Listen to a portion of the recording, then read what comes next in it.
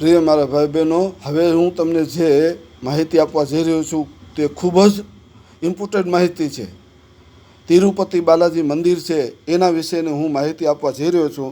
મારા ભાઈ બહેનો, તમે સાંભળજો, બરાબર. તિરુપતિ બાલાજી મંદિર છે ને, એમાં એનો એક મુદ્દો ઊભો થયો છે, બરાબર, કે ત્યાંની પ્રસાદી, तिरुपति बालाजी मंदिर नीचे प्रसादी છે ને એનું સાંભળો. के राज्य के तिरुपति बालाजी में एक ऐसा कांड हो गया जिससे हिंदुओं में हड़कंप मच गया है और ये खबर मोदी जी तक पहुंच चुकी है. अब जो होगा बेहद ही खतरनाक मंजर होगा और इस पर शंकराचार्य अविमुक्तेश्वरानंद सरस्वती जी ने भी बहुत कुछ कह डाला है. दरअसल दोस्तों, तिरुपति बालाजी के प्रसाद में जानवरों की चर्बी का मामला तूल पकड़ चुका है, क्योंकि इसमें मछली का तेल, गोमांस और सुअर के मांस की चर्बी का तेल इस्तेमाल किया गया है. आप जानकर हैरान होंगे कि अयोध्या में 22 जनवरी को भव्य राम मंदिर के उद्घाटन के मौके पर तिरुपति मंदिर से 1 लाख लड्डू अयोध्या पहुंचे थे, जिसे बड़ी बड़ी हस्तियों ने भगवान वेंकटेश्वर की कृपा और आशीर्वाद समझकर ग्रहण किया था, लेकिन उसमें सुअर और गोमांस से निकाली गई चर्बी का इस्तेमाल हुआ है. बस इसके बाद हड़कंप मच गया. राजनीति से लेकर संत बिरादरी क्रोध में है और दोषियों के खिलाफ फांसी जैसी कठोर सजा की मांग कर रहे हैं. प्रिय मारा भाई बहनों, आज राम मंदिर जो बन्यु ने अयोध्या में 22મી તારીખે ઉદ્ઘાટન હતું ને, જાન્યુઆરીની, તો આ 22મી તારીખે મંદિરનું ઉદ્ઘાટન હતું. એમાં તિરુપતિ બાલાજી મંદિરમાંથી 1 લાખ લાડવા આવ્યા હતા પ્રસાદી રૂપે આ મંદિરમાં, રામજી મંદિરમાં. અને આ 1 લાખ પ્રસાદ મોટી મોટી સેલિબ્રિટી એમાં હતી, બધી ભારતની. તમે જોયું તો આ તમે બધું આખું સાફ સાફ દેખાય છે. બધી સેલિબ્રિટીઓ, ભારતની જેટલી સેલિબ્રિટીઓ છે, બધા મુકેશ અંબાણીથી લઈને બધા નાના નાના મોટા કલાકારો, ઉદ્યોગપતિઓ, વેપારીઓ, કલાકારો અને બીજા અનેક નામી અનામી બધા સેલિબ્રિટીઓમાં હતા. આ બધાએ પ્રસાદ ખાધી. આ પ્રસાદીમાં ભૂંડ જે હોય ને, ભૂંડ, એ ભૂંડની માંસ આ લાડવામાં નાખેલું, ગાયનું માંસ આમાં નાખેલું, ગાયનું ચરબી એ આ લાડવામાં નાખેલી, અને માસલાનું તેલ, માસલું હોય ને માસલા, એ માસલાનું તેલ કાઢીને તેલે અંદર બતાવેલું. સાબિતી બધી, હું નથી બોલતા, બધી પ્રૂફ મેં આપ્યા છે. એ તેલ પણ આ લાડવામાં, માસલાના તેલથી આ લાડવા બનાવેલા છે. અને આ લાડવા આ બધા રામજી મંદિરમાં બધા હિન્દુ ભક્તોએ ખાધા. અને આ બનાવનારા તમે જુઓ છો, તિરુપતિ બાલાજી મંદિરની અંદર આ બનાવનારા બધા ટોટલી હિન્દુ લોકો છે. ત્યાં કોઈ મુસલમાનની તો એન્ટ્રી હોય નહીં, અને મુસલમાન આવું કૃત્ય કરે નહીં.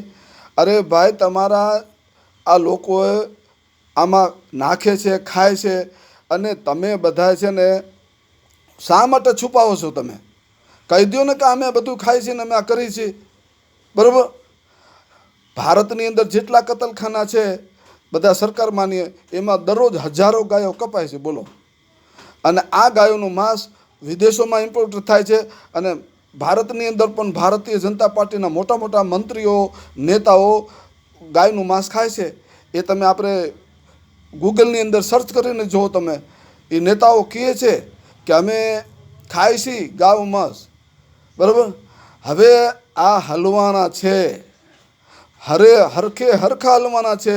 રામજી મંદિરની અંદર પણ તમે બધા ગાયનું માંસ ખાઈ લીધું લાડવામાં, અને રામજી મંદિરમાં પણ તમે છે ને ભૂંડનું ચરબી તમે ખાઈ લીધી, અને તમે માછલાનું તેલ તમે આમાં લાડવામાં ખાઈ લીધું, ભેંસની ચરબી આમાં નાખેલી એ તમે ખાઈ લીધું.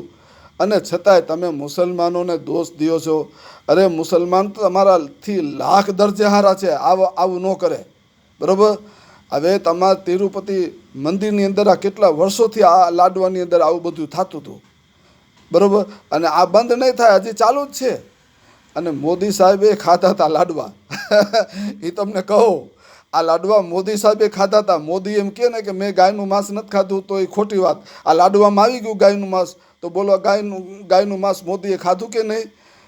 માસલાનું તેલ મોદીએ ખાધું કે નહીં? ભૂંડનું ચરબી મોદીએ ખાધું કે નહીં? કેમ કે આ બધું લાડવામાં આવી ગયું. છતાં અંધભક્તો મોદી મોદી કરે છે. અને આ બધા બનાવનારા એ પોતાના જ છે.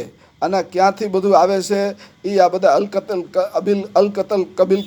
કબીર ખાતું કબીર કતલખાનું છે ને એમાંથી એવા અનેક કતલખાના છે ભાજપના લાયસન્સ આપેલા, એમાંથી જ આ બધું આવતું હશે મને તો લાગે છે એમ.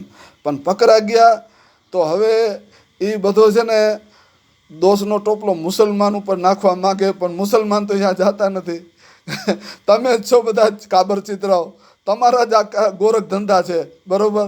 તમે ખાઓ છો એ કહી દો ને, હુકામ છુપાવો છો, બરોબર.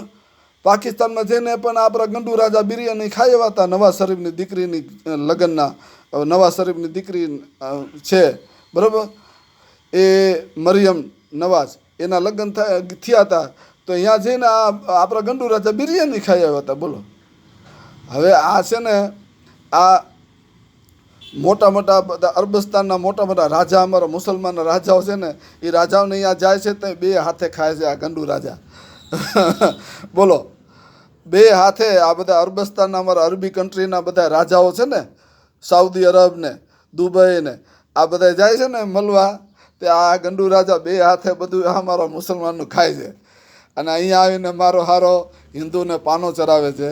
તો ખરેખર આ છે ને ભારતીય જનતા પાર્ટીના આ બધા નેતાઓ ખૂબ જ ખતરનાક છે. આ ઉગ્રવાદીઓથી પણ ખતરનાક છે. બે મોઢાની વાતો કરે છે, કહે છે શું ને કરે છે શું. મારા ભાઈઓ બહેનો, આવા ઉગ્રવાદીઓને હવે આપણા ભારતની અંદર ચલાવી ન લેવાયો, નકર આ લોકો છે ને તમારા હિન્દુ ધર્મની તો આ ઘોર ખોદી નાખી આ મોદીએ તો. કાંઈ તમને બધાને જે નહોતા ખાતા ને માંસ મટન એમને ખવડાવી દીધું. બોલો, રામજી મંદિરના તમે ઉદ્ઘાટનમાં ગયા હતા, એ બધાને ખવડાવી દીધું, લાડવામાં ખવડાવી દીધું. બોલો, આ છે ને ભાજપની કમાલ. છતાંય કયો છો મોદી કયો લ્યો, મોદીએ તમને ખવડાવી દીધું આ લાડવા. હું ગુજરાત જનતા સમર્થન પાર્ટીનો પ્રેસિડેન્ટ ગુલામ હુસૈન ઉમરભાઈ બલોચ મકરાણી. જય હિન્દ, જય ભારત.